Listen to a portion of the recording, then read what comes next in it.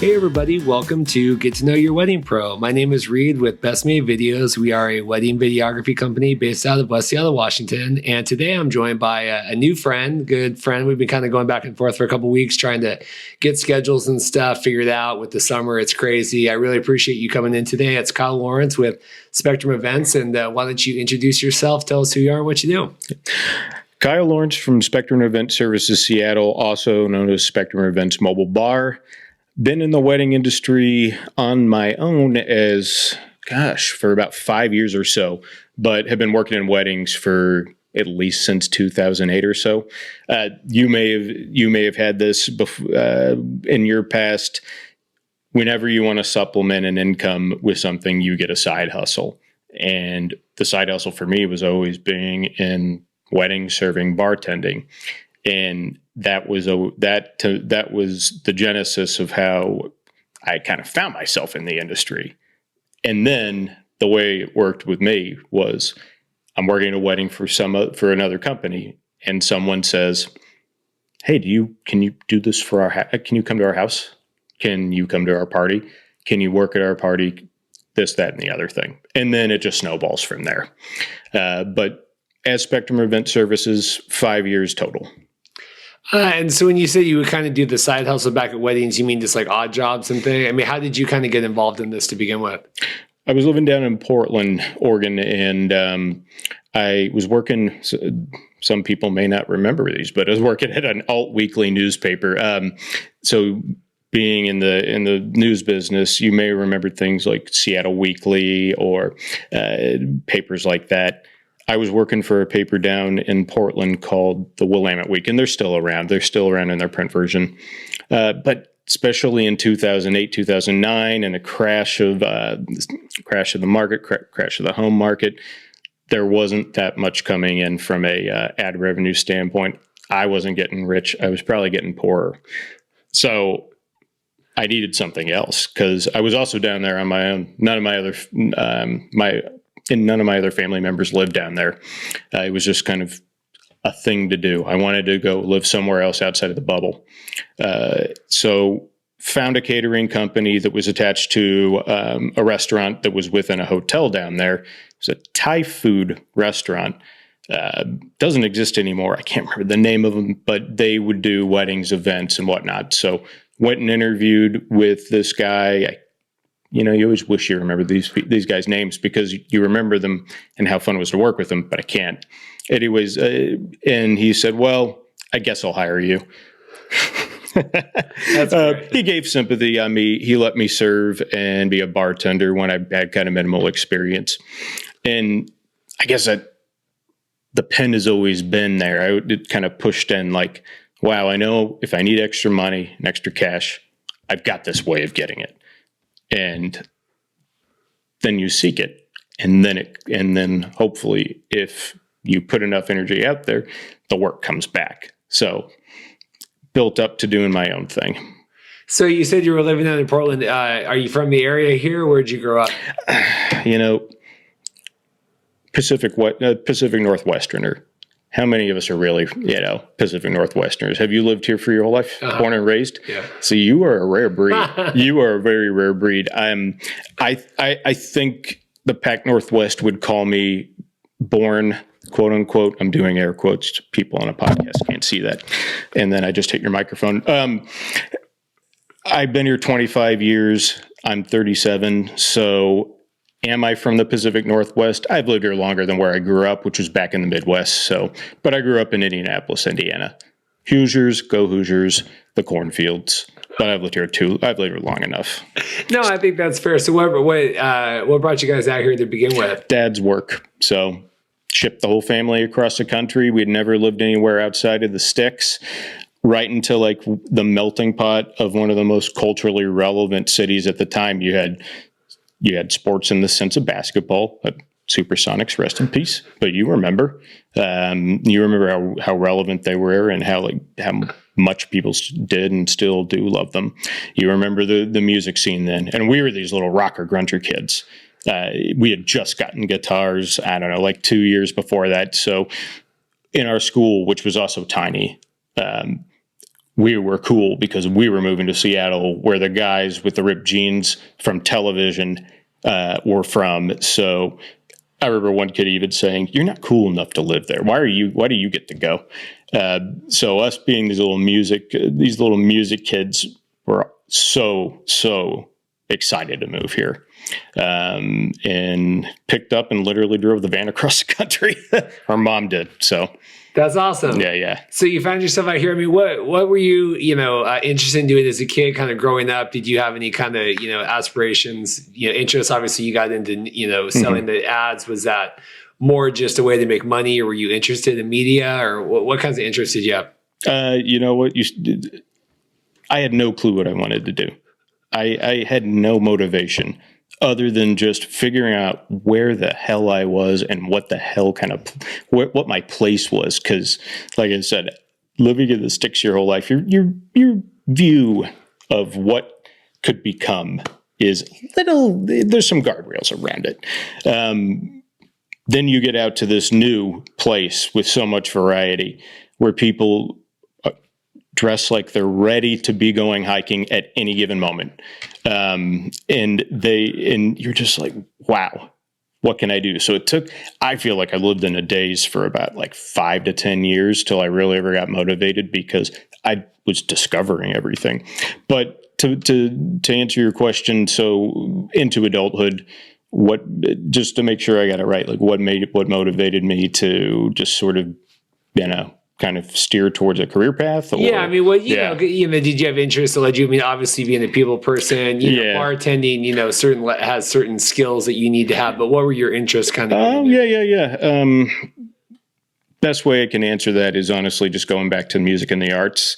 That was the interest. The interest was knowing these really unimportant, but important to me at the time, like facts about music and movies and artists and when this album's going to drop, or who the producer on that, and figuring out who liked the kind of music I liked, or who you could play music or collaborate with, and kind of finding that little tribe, because we didn't have one. We were family 5, 3 brothers, 1 older than us, and then the 2, my closest brother, just these music kids.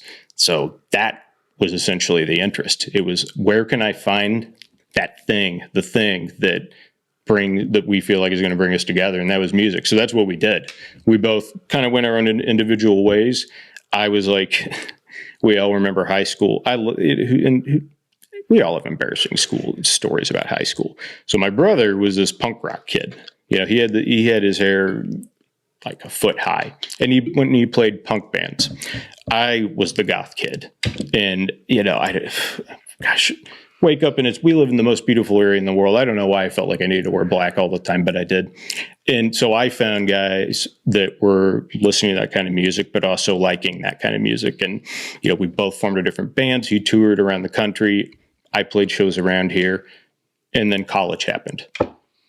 Do I want to do this music thing, or do I want to go to college? And I chose college. So that went up to, and that's where bartending happened, because just like we talked about side hustles, we were all so poor in college. So you have like 3 different jobs. I used to program and run the movies for my college. So a little bit of video, not recording like you do. You've got that tied down, but like just that's a big love of mine is film. And then, I'm barely making enough to make rent and buy groceries with my tuition assistance, and then whatever I get from this. So what else can I do? I walked into this, what like like the Moose Club and the Elks Lodge and the Eagles Clubs are, those old institutions that are around town. I walked into I think they're called the Moose Club. I can't remember. No offense to any mooses out there. It's been a long time. The Moose Lodge. There we go. I don't know why that took so long to recall, but walked into Moose Lodge. They were having a concert. So usually it's just membership only, right? They were having a concert where they opened up to the public because they were raising funds for something or the other, and thought it looked cool. It was just grimy dive place. If it's still in Pullman, go Mooses. I really enjoyed it. And after the show, I walked up to the bartender and I said, "This looks like fun. Can I be a bartender here?" And they said, "Yeah." I had no reason. I had no sense of being a bartender, but we all have our ways of starting out. So that's how it started for me. That's awesome. But that's a long-winded answer to your question. That's great. No, that was the perfect answer. So I was going to say I need to stop slamming my hands. Oh, you're perfect. No worries. So that's so funny. Just to circle back with the music in high school and everything. Where did you play and what kinds of stuff did you listen to? Just because that's kind of where I grew up too. Okay. Cradle of Filth and stuff like that. Oh, so you're into black metal? I was a little bit, yeah.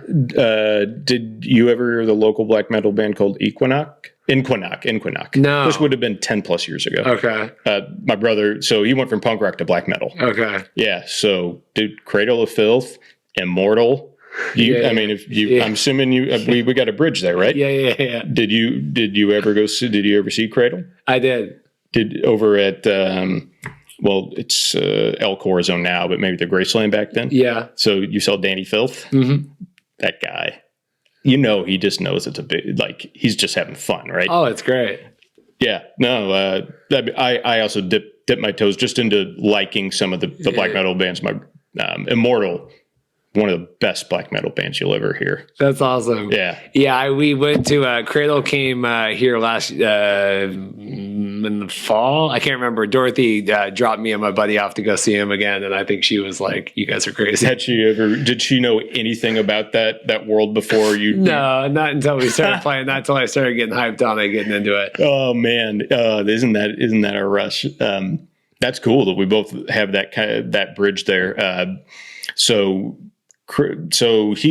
my brother was in a black metal band after the punk rock stuff. For me, it was always little mixture of progressive rock and metal. So you've got your when you want to think of the band and impress people and you can't think of the band. Opeth, sorry. Yep, Opeth. Yep. One of the best Opeth shows I ever saw was in Spokane, actually, when I was in college. There was, I think it was called the House of Blues at the time, the venue that was up there. Just seriously one of the most epic bands of all time. So anyways, a little bit of Opeth, a lot of bit of Tool. Yeah. Little bit of The Cure, a lot of bit of Joy Division, and a little bit of a band called a progressive rock band from the 70s called King Crimson. Okay. And you kind of put those in a blender, and then we came out with this band that I was in for 2+ years. So we played El Corazon, we played the Showbox at the Market, we played a bunch of venues that don't exist anymore. What age range are you in? I know people don't like to ask. 33. 33. So you may remember some of these venues. You ever the Ballard Firehouse? Yep. Which is now a pizza place, or not a pizza place, a restaurant that just sells really good food. Yeah. So we played there. There is a new venue newish venue called the Substation in Ballard. They used to be a venue called the Substation all the way over in Bellevue. Okay. It doesn't exist anymore. I think it was kind of like an underground thing for a while that a bunch of musicians had put together. Played the old Firehouse in Redmond, played the, I love thinking about those venues that don't exist anymore. But then, but Showbox was always the biggest one we played at, the Paradox over the U District. And then I left to go to WSU. They continued, and they got themselves a pretty big following, at least, for a band that's local, but also not like someone that would be featured in The Stranger at the time or something. Yeah. I think they even played Numos once or twice, and they went on tours. So, and what was the name again? So it was spelled ESITU. Okay. We always pronounced it C2, but I don't know if that's how it would actually be pronounced. Okay. That's awesome. Yeah. I was just kind of wanted to go down that tangent. I thought that was funny. So you went to WSU. What was kind of did you have you go there, any plan? What'd you study? What'd you want to do? Went there specifically for the communications program. Edward R. Murrow. No, it's a great program. it was between that and honestly, going up on the hill to Seattle University, which would have cost a lot more. But at the time, and I'm sure it's improved, the communications program really wasn't as put together. And that's what I wanted to be in. I wanted to, learn how to communicate. Apparently I have problems doing that now. That was the better one. And also coming from a little town in Indiana to this big place in the Northwest, I think my parents had a really good bit of advice. First off, they didn't get to go away to college. They had to do it all on the nights and the weekends, raising a family. And they basically said, we want you to be able to experience something we never did and we weren't able to do because we were busy raising all of you little hell children. So why don't you go, our best advice, go off to college and have that experience.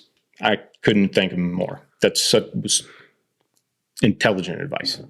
No, it's great. Yeah. So you do the Edward R. Murrow. Do you get a communications degree? Yeah. So it was. I was originally starting off with journalism, and if you were to ask me, if you were to say label if you wanted to write your own biography, what would you call yourself? I would still call myself a writer because I went to school for journalism and I learned a lot about it. But I didn't eventually graduate with that degree. I graduated with a public relations degree, which I've never worked at a public relations firm, but I feel like you use it in every job. You always, Matt, doing what you do. Part of being a business person, you're relating to the public. Hopefully you're not having to deal with any, publicity crises. I mean, we all kind of need that. So I feel like I've used it a lot personally. And then under, the minor in business, it was just a business administration. I was going to go for entrepreneurship, which actually applied a lot more, but I didn't. That's awesome. So you graduate from college and you're kind of trying to do, like you said, side hustle and work and a bunch of different things. Mm-hmm. So when it came to kind of making the leap to start your own business, was that how did that all come about? Because obviously it's way different from doing I'm just going to bartend on the weekends to I'm going to make a thing with, a website and business cards and a brand. Yeah. And so how did that all come about? Totally by accident. Did you know when you were going to be an entrepreneur? No. Same. Do you feel like people know that they're going to be that? No, not for the most part, no. And that's the same with me. I didn't know I was going to be an entrepreneur. I didn't know I was going to be, have a bartending company. But it just happened. So I know that's sort of a cop-out answer to your question, but it did. I mean, and I think that you could probably relate to this. It's been fun. It's fun for you, right? Mm-hmm. Fun for me too. So, but what was the inspiration to kind of start Spectrum Events? Well, I like to be my own boss. I like to serve people. It gives me satisfaction when I make people happy. And eventually, like we all are doing, we want to be the captain of our own ships. Let me give you a more personal anecdote to that. I was thinking about this day before I came over to record this. How did I even get the name? Because the name is not particularly like wedding vendor or bar vendor, just Spectrum. What does that mean? It was special to me because it came during a hard time in life. I was going through a bad breakup. I was at the gym getting some of that negative energy out and doing whatever. And the song came over on the radio. You remember dubstep? Uh-huh. There were some great artists and still are actually for a time. The producer, musician Zed, he had a song that was really, really dope around him, really big on the radio about 2012 or 13 called Spectrum. It's a beautiful song, fills you with hope, and it puts your mind, gives you that dopamine level, puts you into a really good place. And I just said, shit, Spectrum Event Services, Seattle. And then, of course, retconned everything. Well, we offer a spectrum of services. We can do this or that or the other thing. So luckily I hooked up from there. I hooked up with a friend who's actually she's in the news industry as well. Been doing it for a long, long time. And she was just starting to get in graphic design. And I said, I got this business idea. I don't have a logo. I've just got a name. And she offered to do my first logo for free. And the one I have now is an updated logo, but still have the file of the logo she made for me. And I just thought it was pretty. I always wanted the image and the branding, and still will continue to make the branding softer. I want it a little bit more. I want it accessible, a little more feminine. So that's why I have pink in my colors. Because, I mean, honestly, a lot of my customers are the brides. Not saying that pink is what women always like, but I don't think it hurts to have pink in my branding. And so that's how Spectrum came about, and that's how some of the thoughts around the branding came about too. But I mean, obviously hustling and stuff is different than kind of trying to run something. Sure. So putting that together, I mean, was that scary? Was that daunting? I mean, what did you? Yeah, it was, because I didn't know how to plan and schedule and Well, I don't want to sell myself short. A lot of what I did in college was event oriented. Belonged to a couple of the organizations. There'll be an organization in your college that will put on the concerts and program the movies and the lectures and et cetera. So I was involved in event marketing and event production that way. So it's always been in my blood. So I think that's probably why it was so easy, because I was kind of had a knack for just making something happen. But at the same time, it was intimidating because I didn't really know how to market this bar company. The first customers, like I said a little earlier, were people when I was working at other people's companies saying, will you come and do this for me? So it built organically, to answer what you were saying. Word of mouth. This friend has got another friend. That friend's got another friend. Then I go to this venue that I've never been to, and I bartend for a wedding there. Get to know the people that run the venue. I must have provided somewhat of good customer service, because then they ask me back. And then it just sort of goes, it just kind of builds on itself. This industry is all about relationships. I'm sure it's that way with yours too, right? Mm-hmm. And I think that's how it helped build organically. Making relationships with more people, following up with people, doing a good job for people. So for me, my customers, number one, are my wedding couples. It is my job to do the best, the absolute best for them, because hopefully they only have one special day. And that means you're responding to their emails within a certain amount of time. My standard is to try to respond within 24 hours or less. That also means taking the responsibility off of their shoulders, because having just gotten married, I can tell you there are so many details. So trying to take that off of them and taking that burden to them, or to yourself. And then from there, just not only being, great to them and putting little pieces and moments into your service to make their day special, but be great to their guests. Like, their guests are there because they want to celebrate with the people they know. So in a sense, you treat them like friends when it comes to the way you converse with them. That's something that I feel that I do that probably that at least I feel like, makes me a little more successful in this world, because I talk to them like they're my friends. I mean, I want them to have a good time. I want them to feel like they're going to have a good time. So number one, you've got the wedding couples that are your that's your first responsibility. But number two, the venue is also your customer. You know that. You want to do a good job for them. You don't want to look unprofessional. You want to help them in any way you can. Granted, you have the time. So myself and the other people that work with me, if it's a slow wedding, if the guest count's a little lower, if there's something else that can be done, we're going to figure out a way to help. We're going to get, if there's two bartenders at an event, it's slow. We haven't seen a customer in a while. One of us is going to go around and help bust their tables or help the wedding coordinator do that. Because at the end of the day, that's going to help us all just get things done a lot quicker. So you got to help. So your venue's the second customer. The third customer is going to be your wedding coordinator if they have one. You know that.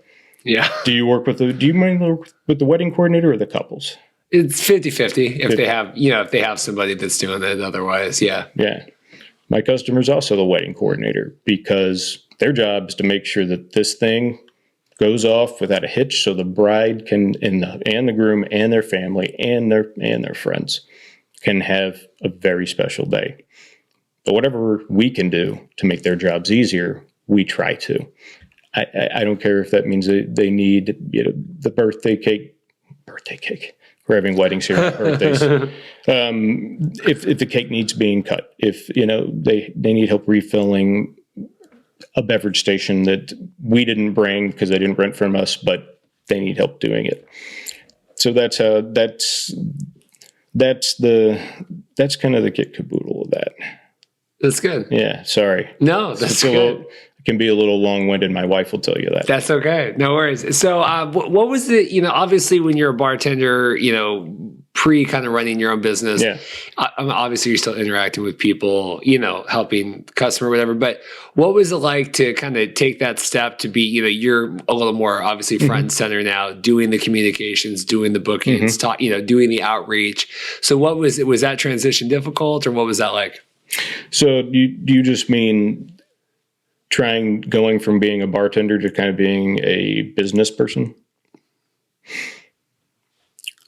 Yeah. That doesn't mean it has to be difficult. So here's the thing. No, what was difficult was figuring out how to operate it like a business. When we're beginning, unless you or I have a mentor that has told us, like, this is how I did things, Reed. So this is how I think you should do it. Or if you've worked for somebody else in video production for weddings and you saw their contracts and all the clauses and all the stipulations and how they price things and how they, and where they're able to like pull back or add more on. Unless you know that from that experience, you kind of you're just yelling into the wind. And that's what I did, is kind of yell into the wind. Sure, there's going to be 300 people there. Yeah, you want to save on the budget? I'll just come by myself. That's great. I could serve 300 people alone without any help. That shouldn't be a problem, right?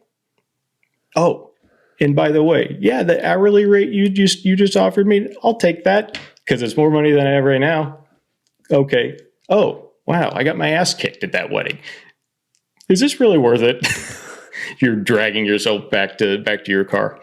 So you kind of, at the beginning, the hard thing was to figure out how to run the business so that, not only is it you're making money in the way you should, but to make sure that the customer has the best experience you can give them.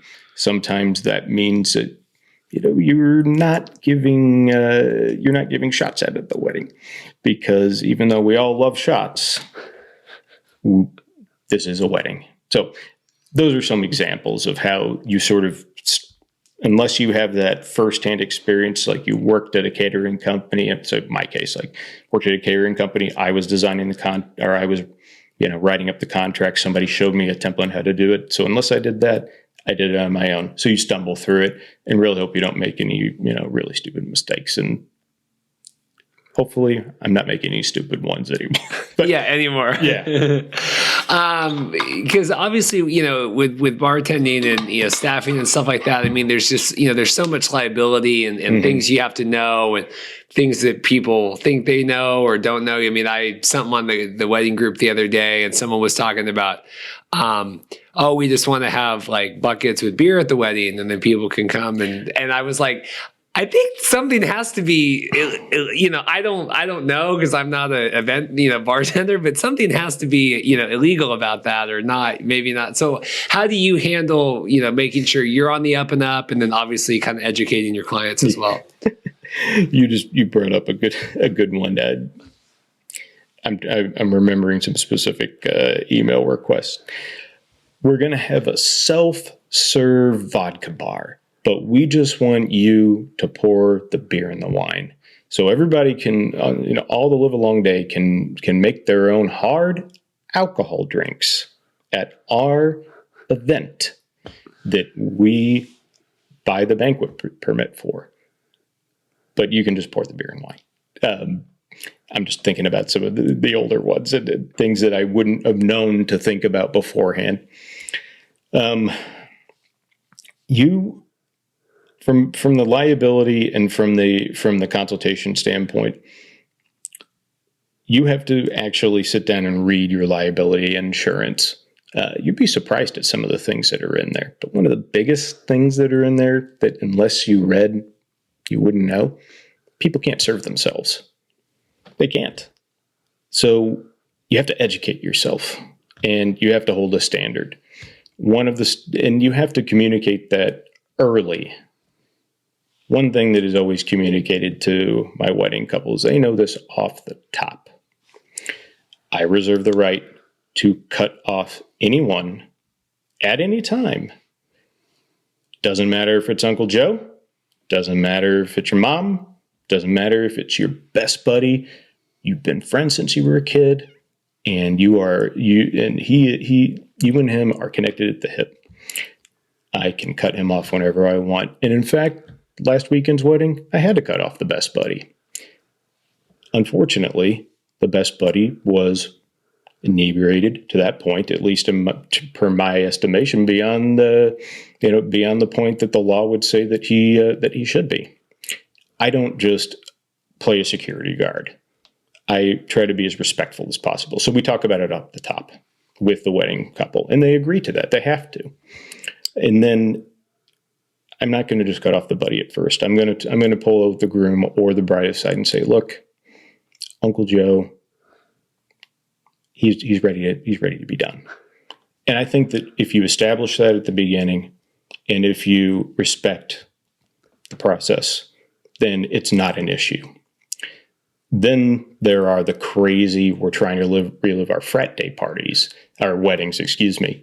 Then you have to get a little more strict, and you don't have time to do some of those sort of in-kind processes. So to answer your question, like it's a balancing act, because you have your insurance, you have your liability, you have the law. You're a vendor who wants to be liked and wants to be hired and wants to do a good job for your customer. When you're having to have some of those difficult conversations, you get a little nervous. You don't want to give them or their guests a reason to not like you. But it is the law, and it's very, very strict, and it doesn't, I would feel so bad if somebody got so drunk at a wedding that I bartended that they didn't remember that day. My responsibility is to make sure they have a good time, but also to make sure that they are not breaking laws. So it's a balancing act, honestly, and you have to really watch it, because things can get out of control. You've seen it, right? Yeah. No, the saddest thing we ever had was this was years ago, delivered to the bride and groom, and whatever goes by, and then they send the thanks email, whatever, and they say, we love the video and it is great. We just really wish it would have helped us remember more about the wedding. We don't. Mm-hmm. And this was this was a bride and groom. This wasn't even a guest. I thought, man, I was like, that's really like, I can't help you. You know what I mean? Because we can shoot video for 10 hours, but if you don't, if you're all, I don't, but I just felt really bad that they got to the point where they just had no idea about the last, good portion of their reception. And you know what, I feel bad to Reed. Like, we've all been into the mode of like partying, wanting to have a good time, or in our 20s, whatever you want to call it. But like, I totally get it. But isn't this like the day you want to remember? So we have to strike a balancing act, because I want to make sure that they have the bar they want. Who am I to tell them what their bar should be? But I can help guide them. So let me give you an example. We want a full bar, every single alcohol we can have, and beer and wine. There's only 100 people here. We want 4 kegs, full kegs, and da da da da da. And I have to help them from a budget standpoint. If you're to have 4 kegs and there's only 100 people, as much as you wanted to empty all of those out, you're probably going to go back with at least 3.5 full kegs. You might not want all the alcohol on the shelf to be at your wedding, because barely any of it will get drunk compared to the things that people like.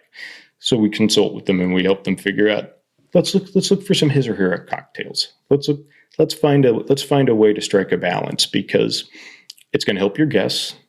It's going to help our service for them, because if we have to make 18 different cocktails versus a certain amount, well, we're not going to be able to make them as fast as we need to. The first thing that happens when people say I do, the officiant will announce that the bar is open. There will be a line. I want to make sure that line is efficiently gone through as fast as possible. Not to make bad drinks, but just so people don't feel like they have to wait. It's a nervousness inside of me. I don't like to make people wait. There's nothing worse than waiting in line. Yeah. I don't attend many weddings, but there's nothing worse than sitting there waiting in line. Yeah. So anyways, I hope that answers your question. Like I said, I could be a little long-winded. No, that's perfect. But no, it's tough with alcohol, just because it is, so integral with most weddings. I mean, obviously we'll shoot, dry weddings for cultural or religion, or whatever else. But for a lot of the time, it is so integral, whether it's beer and wine or a whole bar, not self-serve, people pay, or it's taken care of or whatever. Mm-hmm. And so it's just, I think do you find that the lack of knowledge of what people think that they can do versus what's like actually responsible and legal, is there a big gap there? Not always a big gap. Honestly, the gap is really with quantity. It's always thinking that they need more than they do. And if the budgets they read, fine. But if I want to help you have enough and more than enough alcohol and supplies for your wedding, but trim your budget so you can spend that on other things, I'm going to definitely tell you how to do that. So I don't get as many of that requests like you're talking about, where they just, the difference between what they want and the law are just a valley of difference. I don't get those luckily as much. Okay. Gosh, I think I told a story about another one earlier, but I can't think of too many because, I think people get it. Yeah, they get it. That's good. Yeah, I'm lucky. I don't know. Maybe there's some other horror stories out there, but that's good. So obviously, and kind of run us down kind of what you do, because obviously, bar and event staffing, like you said, you kind of help, obviously plan, figure out quantities and stuff. Run down kinds of the services that you guys provide. Gosh, I feel like you just covered it. So obviously, okay, the bar side of things, consultation, right? So what do we need? What I think they need, and what eventually it arrives at. So I think that's definitely part of it. I feel like I act as a consultant. Also can provide any of the intermittent steps in ordering. So now a difference between some of your other vendors and myself are, and this is probably why some of the other bar vendors out there make way more money than me, is that they actually sell the wine, the liquor per drink by supplies. Unfortunately, my wife and I just don't have enough space to store that stuff at our house, and it just it would probably be really good on the money, but at the same time, just don't have the way to get that together. So we serve what people buy. So that's where the consultation comes in. I'm telling them what to get, but I'm also offering the service of ordering for them too. A lot of people don't know that Bevmo, Total Wine and More, you can schedule a free wine tasting with them. And I love telling couples about that because here's an interesting fact. A lot of couples, depending on where you've come from, they know what red wine is, but they may not know the difference between a Pinot Noir, a Cab Sauv, a Grenache, and well, everybody knows what a rosé is, but different to light wine. But so they may not have a taste for it yet. Younger in life, you haven't grown up and gone out to the wineries yet, so they just know what they know. So I love recommending places like Bevmo or Total Wine and More. You're able to get the tastings, tell what you like, get the recommendations, and then also get a good estimate on what things are going to cost. So, so that's part of it too, is giving them the path to figure out what they are going to like the most. So consultation, ordering, I can take that but I can take that off of their hands too. All right, well, I know you like this wine. I know you like this beer. I know you like this alcohol. I'll put the order together. I'll have it delivered to your wedding. Bing, bang, boom. So usually in initial phases, we're going to go down those paths. We're also going to talk about how long we need to be there versus, how long they're going to be there. So they're going to be there all day taking photos, getting my hair and makeup ready, et cetera, et cetera.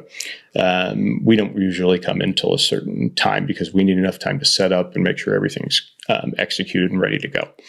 So that, to me, that covers the broad strokes. Then going to the services of let's see, what am I forgetting? Of the staffing portion. I want to make sure that to back up, a lot of venues are just that. They're the venue. You've got the owner, you've got the people that run it. You know that. Catering companies. It costs one amount to have the food dropped off and or served by the staff at the catering company, but it costs another amount to also have their staff go out, bus, essentially be a server in a way. And sometimes either the catering company doesn't have that, they're just setting up the stuff and leaving, or they're serving their food, but they don't have time to go out to, do all the fun stuff like taking the trash out and everything. So that's where we come in. We can provide serving support. So you've got anything from busing, helping cut the cake, passing out the cake, taking the trash out, all of those nitty gritty things that unless you have a point person for, you don't think about. And then last but not least, this is something that I've been getting into just in the last couple of years. I call it day of event management because I don't think I'm good enough to call myself a coordinator yet. Those coordinators are so good at what they do. They are so put together, organized, their decorative skills, their management skills, just on point. I've got a lot of those skills basically from being around weddings and being an organizer of my own business and events in the past. So I was asked by someone that hired us as a bartender, hey, can you coordinate our wedding too? And by coordinate, they meant we need you to make sure that you have staff here cleaning the place up, flipping the room, liaising with the food vendors, getting everything plated, ... So only recently I've been starting the day of event management, and in only a few weddings, I think that's part of the business that can grow a lot. And I think I got the chops to do it. So yeah, that's the services we offer. That's perfect. Yeah. I want to hear about your wedding. I know that you were recently married. I know you said you're planning your honeymoon here to Italy in the fall. So tell me about how, obviously someone that's been, basically grown up in weddings, right? I mean, yeah. Being involved in one way or another, a good portion of your life. What was it like to kind of be on the other side of that? Oh man, it was like unreal. When did you and your wife get married? So it'll be 3 years next week. 3 years. And was Did you hire somebody to be to do video and whatnot for the wedding? I did. A friend of yours or somebody? You didn't he was a company. I edited it, so we arranged where he'd just hand it to me. So that was a compromise I made with my wife. Is I said, well, I won't film it if I can edit it. So were you thinking about it the whole time, or did you? Yes, every second, the whole time, the whole day, every second. Yeah, we just can't get that out of our heads, can we? No, the whole day. It was really bad. That Rebecca, that's been on the podcast too. Rebecca Grant did my wedding, and Rebecca Grant with New Creations. Okay, yeah, I recognize the name. So she did our wedding, and she literally had to physically put me in line to walk down the aisle because I was running around. Oh man, it's just you've got that bug in your head, you just want to not think about it, but you do. So luckily what we were able, or what we ended up doing is we had our winery. We had our wedding at a winery in Leavenworth, and this winery is called Icicle Ridge. They have a big tasting room kind of out in this town called Pashaston. I said that wrong. Pashaston. And then downtown in Leavenworth, they have two tasting rooms. They have uptown and downtown. It was their first wedding at their uptown location, and that is right across the street, for reference, from the Christmas store with all the decorations and whatnot, or Icicle Creek Brewery. So it's really, really cute venue and space, and they had never had a wedding there, and ours was the first. I had to tell the coordinator that works there. Gosh, I hate when I forget their names. I had to tell her, you have to tell me not to work, because if you don't tell me that, I'm going to try to go behind the bar and help you pour wine, and I'm going to go try to organize this. So they were really cool about it. So we got married over there, and it was just beautiful. Only a 40-person wedding. We didn't want to have too many people there because we just wanted our friends there. Two of our friends officiated it. So my good buddy, who I've known for 20 years, and then the friend of my wife and I's that introduced us. So we had two officiants, and it was a really brief ceremony. We said our I do's, and we have all the things, and we all want to make sure that's perfect that we say to each other. But something about just that day, that venue, the fact that we were able to find that venue, which is also the first real winery I ever went to, just made it feel good. We had this, we were able to get a condo right across the street from the Icicle Ridge Winery's tasting room. Literally, the condo we stayed in was right across the street. So all we had to do was walk across the street after we got dressed up and, go to the wedding venue. So it was such a cool experience. I've got the best wife in the world. I'm so happy. We're both, I'm still in that kind of post-wedding days, even though it's been 2 months ago, just because I felt it all went great, and it was effortless. Well, planning it was, of course, planning, but it was effortless in the sense of everything turned out the way it should be. So when was the wedding? May 11th. So did you feel going to weddings after that? Do you, I've always said on the podcast, I feel having gone through it, I can appreciate kind of what the groom, what everyone's feeling a lot more. Do you feel having gone through that now that you feel more invested, or have you always, maybe you've always been? Dude, I have such a better perspective of all of this stuff now that I've been married. It is, I always try to relate to just like you probably do. I always try to relate to the couples as best as I can. Some of them you could be friends with, and some of them you can just tell you are working for them. Now I feel I've got such a different level of understanding and respect for them, and I feel it helps me take care of their needs better. One thing I didn't think of before was just all of the weight that goes into making a wedding be the wedding you want it to. Just if it comes to our communication between each other, being able to reassure them, or not bother them. Like I'm not going to try. I'll get the details taken care of that we need, but I want to be the vendor that is able to wrap that up, and then you can check it off your list, because I didn't think about that before I was married. Like there's just some things, especially coming up to the week before, you just want done. So it gave me a better perspective on how that all works, and it also gave me a better excitement.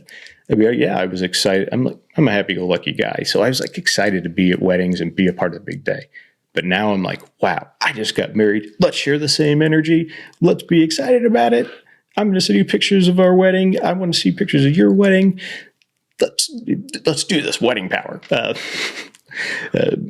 My cheesiness is my charm sometimes, but it totally gave me a different perspective, and I think I'm able to serve my customers better and serve their needs better. Do you feel like that a little bit too? Oh, absolutely. I mean, just today I was wrapping up a video, and she's coming down, and the first you cut to him in the first look, and he's wiping the tear. But I mean, like, I can feel that now, having gone through that, where you just, you're sitting there before. And I do think that I just didn't have any context. Like you said, like the weight of everything, the decisions, and knowing, and even like day of, like, they're asked like 1,000 different questions. And so, like, if I'm just like, oh, we got it, or like you, where you're like, maybe you know some stuff that like maybe you could ask them, or you could just make your executive decision and just be done with it.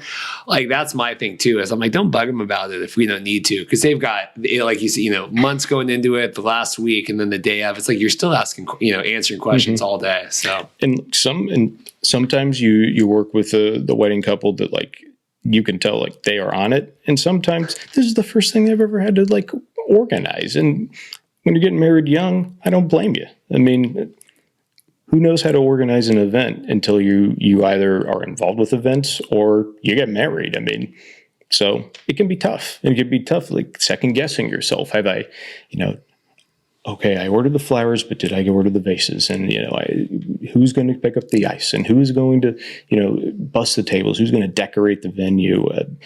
You don't even think about that sometimes until like the last minute. So it's I feel like I can appreciate what they're going through so much more. And honestly, and this is good. I said earlier, like, this is going to sound cheesy. I care a lot about the service I give people. Sometimes I'm a better service provider than I'm a bartender, honestly. I think they're 50-50 in what I do. But you get what I mean. Yeah, like, I totally know what you mean. I or people that work with me could make the best craft cocktail that that was planned between the bride and I. But if I had a bad attitude, what's that how are they gonna feel? To me, it's a balance of both. And I want to make sure that they feel good. I want to make sure that I give them the best service I can possibly give them. I was trained through the retail world, and honestly, it served me so well into my own business. I worked at Nordstrom for a long time, and I've taken that customer service attitude as far as I can, and you probably understand too. Yeah, no, totally. Yeah. I mean, I used to really, not fight, but really push for, if we thought, oh, we really got to go back out and do more portraits or go do this or go do that. Yeah, I really used to be like, man, like we got to, and then sometimes they just don't want to do it, and they want to go sit with their friends, or they don't want to, and it's tough when you're starting off and you're like, well, but I would want to, or why wouldn't they? And like you said, it's about kind of serving them. And if the best way they want to spend their day is just sitting with their family at the reception and not doing whatever that maybe you think you want to do, then and you need to serve them, and you need to know, that that's what they want to do. Yeah. And like, I totally agree. Dude, you got it right there, man. They, what was I going to say? It lost me. It was something about service follow-up, but we're in the midst of wedding season. The candle is being burnt. You get to that point during the wedding season where you're not as sharp as you want to be. It's okay. Yeah. Very well. Our time is winding down here. Before I let you go, I do want to ask, what's something that you wish more people knew about you? It could be personally or as the work that you do, but what is something that you wish that more people knew or asked about? That's a good question. You can edit the long pause out too, because now I have to think about what I wish more people knew about me. We'll eat pizza for breakfast, lunch, and dinner. Great answer. And I can't wait to go to Italy with my wife on our honeymoon, because this is a testament how great of a wife she is. She came up to me the other day and told me, and I've already got 4 pizza places picked out for you. So yeah, that's what I want people to know about me. That's perfect. It's been fun. It's so good to get to sit and chat with you and kind of hear really about nice. Everything. I do appreciate, like I said, it's, we do this every week, and I talk with vendors, and everyone's busy. So taking the time means a lot, because, not everyone does take the time. So can I answer the question with a different answer? Yes. Now that I think about it, and it's shameless self-promotion. So we talk about being busy and burning the candle at both ends. I have a third business that I do, and I design websites. That business is called Access Web Design, and I'd like to design more websites for couples, because they can go to the Knot, they can go to Wedding Wire and get free websites, but they suck. No, a lot of them are just limited based on payment tiers. And if you have your own website up there, you're going to definitely be able to really have the best impact you can, or websites for businesses too. That's my niche, for small businesses, but I feel like that there's a niche in the wedding market. So that's something I want people to know. If life weren't busy enough, I also design websites for small businesses, and hopefully you, wedding couple. No, I remember when we got married, I think we just did the Knot or whatever one we did. Yeah. But it was like we put the photos and stuff in, and because I have my website, and I have Squarespace, but I have guys that like hack it and whatever, and we do it. And I was like so frustrated, because I'm like, this is like going back to nothing. And I'm like, how do I'm like, this shit doesn't load. Like, how is this not shit, man? And that's a fun thing with Squarespace. Like, it can be easy, but when you want something custom and you really want something to like have your own touch, like you have to know how to code, or you have to know somebody that knows how to code. And like you said, you just got to hack it. Yeah. So, that's kind of where I step in, is I'm able to sort of translate some of those. A lot of my customers, this is the first line that they give me. I don't know what I'm doing. Yeah. And I have to be able to translate from a technical standpoint so they know what they're doing. So it's really fun. It's such a different like side of the brain than serving in couples, and then serving beer and wine and a good cocktail, because you're having to like take all that complex stuff and then figure out how to just speak it. So it's good. It's growing. I'm kind of back into the beginning mark of yelling into the wind, figuring out how to run that business like I did with Spectrum Event Services Seattle. I'm just doing it right, finding the customers, giving them a good experience, because like with weddings, you're working on something that's very detailed, something that may be frustrating, because they wish that they could. Why can't I just make this this picture show up on the website? It should be so easy. Well, the picture is too high resolution, and Squarespace won't let you upload something that size, and it's not in the right format. Anyways, too much shameless self-promotion. It's perfect. Yeah. So anyways, I wanted to say thank you.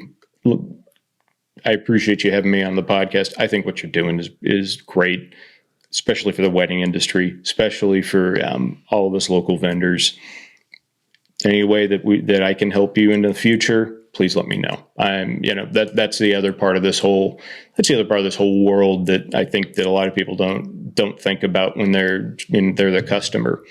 Like we are a community of people. We're hardworking. We're 10, 12 hours a day on site, editing, trying to make shots that maybe like have been out of focus or not the right thing, get into like make them look beautiful, or adding some type of effect onto it so it transitions well, like spending hours doing that, going back and forth. You're doing a great thing to help fuel that community. So I really appreciate it, man. Thanks. No, I appreciate that. If people want to learn more about Spectrum Events, where would you have them check out? Where would be the best places to look? The website's always good. Spectrum Events Spectrum Event Services Seattle.com. But just hit me up on Facebook and Instagram because you're going to see more updates there. I believe I am at Spectrum Events Mobile Bar on Facebook. Could have the handle wrong, so just search Spectrum Event Services Seattle or Spectrum Events Mobile Bar on Facebook, or me, Kyle Lawrence. You're eventually going to figure out how to find me. And if not, Instagram. I should have these handles memorized. Probably, I think it's Spectrum Events Mo Bar.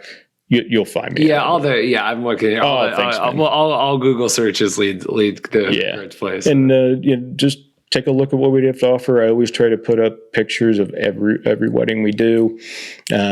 Always doing Instagram stories too. So if you follow me on Instagram, you're going to see a lot of fun stories of people having a good time. Or I like to show people what we make and how, and like just what the bar looks like, because that's a good way of kind of getting an idea of what we can do for you is, showing the creativity how we're setting a bar up. So, well, perfect. Well, thanks again. Thank you.